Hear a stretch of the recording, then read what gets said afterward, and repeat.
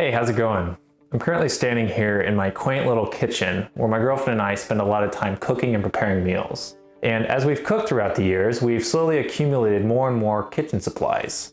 We started with a lot of the basics, getting pots and pans, a chef knife, mixing bowls, toaster, coffee maker, essentially all the necessities needed to have a basic functioning kitchen. And slowly throughout the years, we've accumulated more things such as a crock pot, a pressure cooker, an electric griddle, an electric kettle, a skillet, cast iron pans, a quesadilla maker, and most recently an air fryer. Now all these things are absolutely wonderful. They make the cooking experience go a lot quicker, but our small kitchen starts to feel a lot more disorganized and harder to use as our counters become more filled up or our cabinet spaces become more and more clogged with all these devices thrown back there.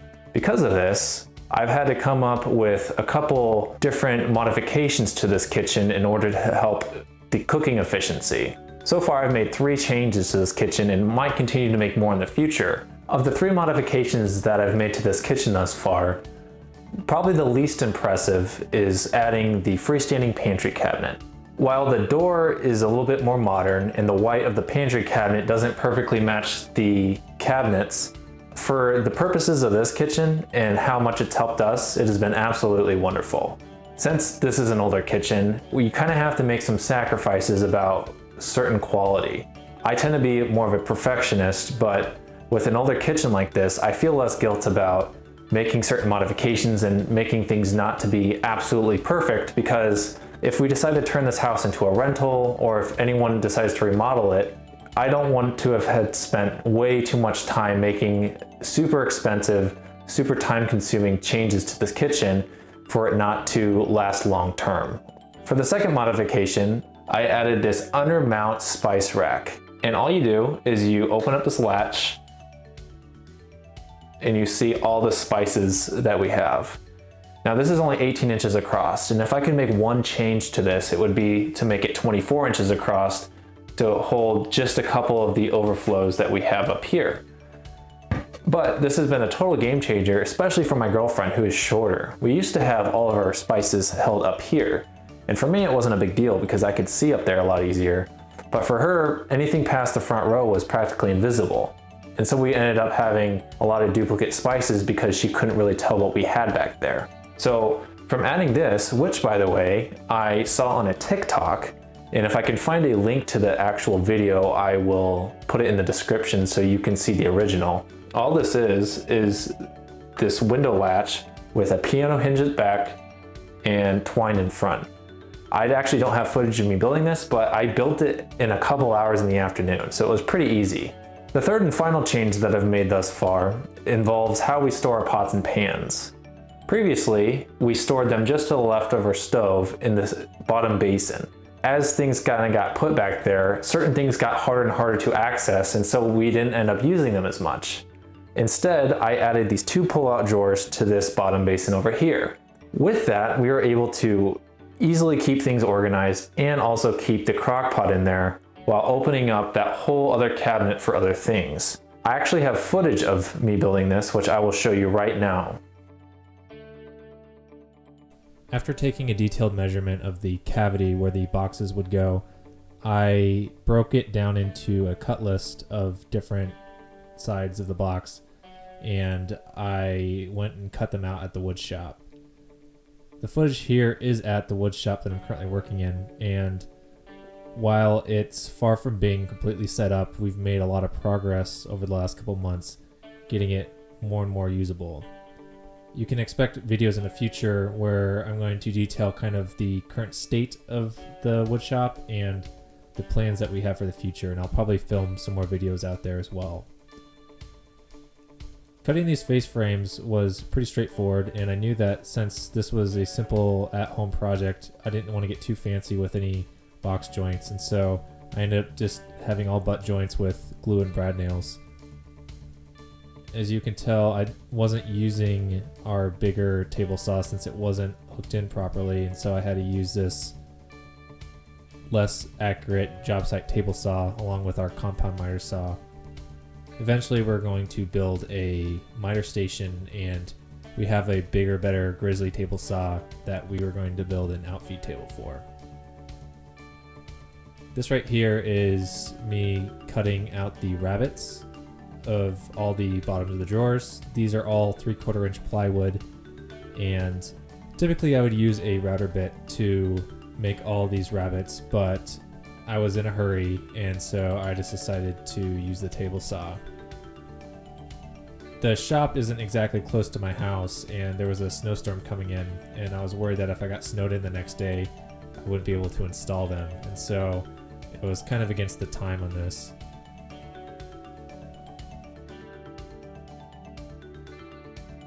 Moving on to assembling the boxes themselves. As I mentioned, I just did basic butt joints, and I was using, I believe, 1 9/16 inch brad nails to connect them.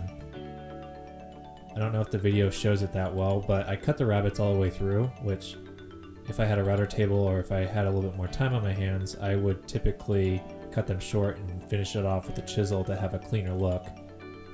But again, this was just for my house, and I wasn't going to get too particular with it.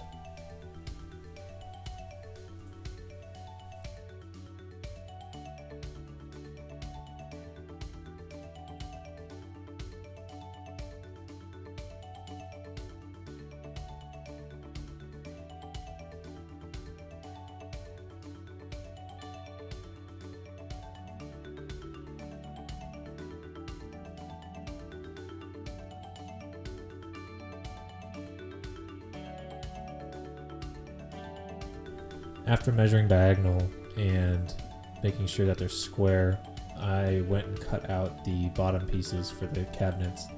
Typically I would use a little bit thinner material, but I was just using the 3/4 inch since I had that readily available. And they're going to be holding bigger pots and pans, so I guess it doesn't hurt. I went out and bought the cheapest drawer slides I could find. I think they're a little over $7 a piece. And since all the scrap wood I had laying around, that was the only cost I had in making this. So for less than $16, this was a huge improvement. The cheapest slides still were able to hold up to 75 pounds, or at least that's what they're rated for. And so I figured with the 3/4 inch ply on the sides and the bottom, plus the pots and pans, I would be very surprised if I ever exceeded that weight.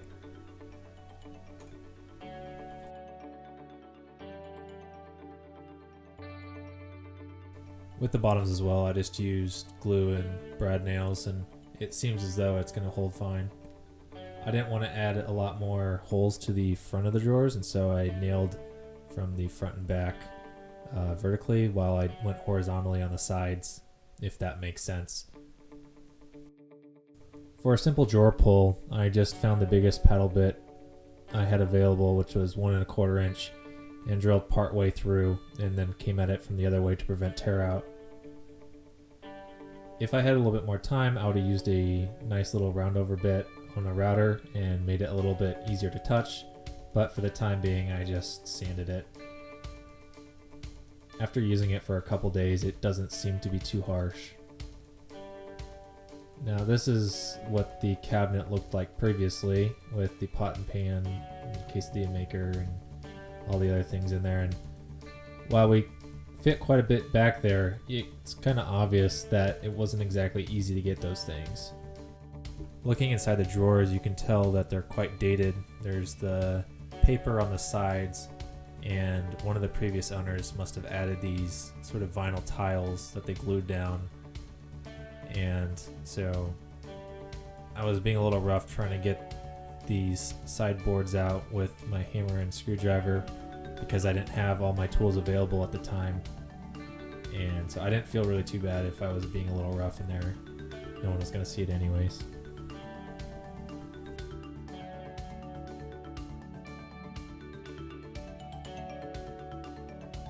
I have quite a bit of experience with woodworking, but I've never actually used drawer slides before. And so this was sort of a new experience for me, even though I've seen tons of videos on it being done. One mistake, which you will see in the future, is that I made the boxes just slightly too big. The slides recommended making the box an inch shorter than the cavity, and the filler strips that I used had to be cut down ever so slightly just to make room for the box.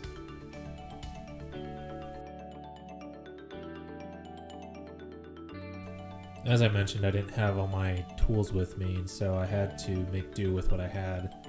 And so right there you can see I was using a stack of printer paper as a consistent spacer for the bottom slides.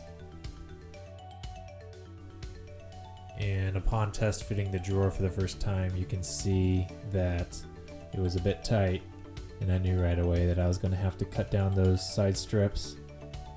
So that meant making another trip out to the shop. So this, what was supposed to be 1-day build, ended up turning into a 2-day build.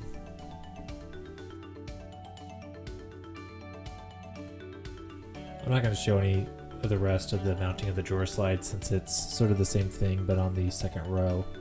One thing I will note, as you can see there, is that there was a board in the back that I had to remove because it wouldn't let the top drawer recess all the way. So that was something I should have taken note of before building these. The only thing left to do now was to put the pots and pans away, and as you can see there, I put the crock pot in there as well, which didn't fit in with the other stuff originally, and so in this smaller cabinet I was able to maximize the volume used by quite a bit. I'm still trying to figure out if I want to do something for the other corner drawers and see if I can try to utilize that space, but for the time being I just put my bigger kitchen appliances over there and it seems to be working okay. Not only is there a lot being held in that one drawer compared to what was stored before, but the access to everything is what really had me excited. I will pan to where the cabinets were right after this so you can see kind of what the space looked like before. You had this double shelf that was dark and you had to really reach back there to get anything. All these modifications were done quick, cheap, and sort of dirty. When looking at those drawers, I didn't feel the nail holes, I only had butt joints, and I could have done a better job sanding and finishing things, but for our purposes, it gets the job done, and that's what we want. If you found the content of this video interesting or helpful, I'd appreciate a like on the video. And if you want to see more builds like this in the future, please subscribe to the channel for more content. Thank you for watching, and I hope to see you in a video again soon. Thanks.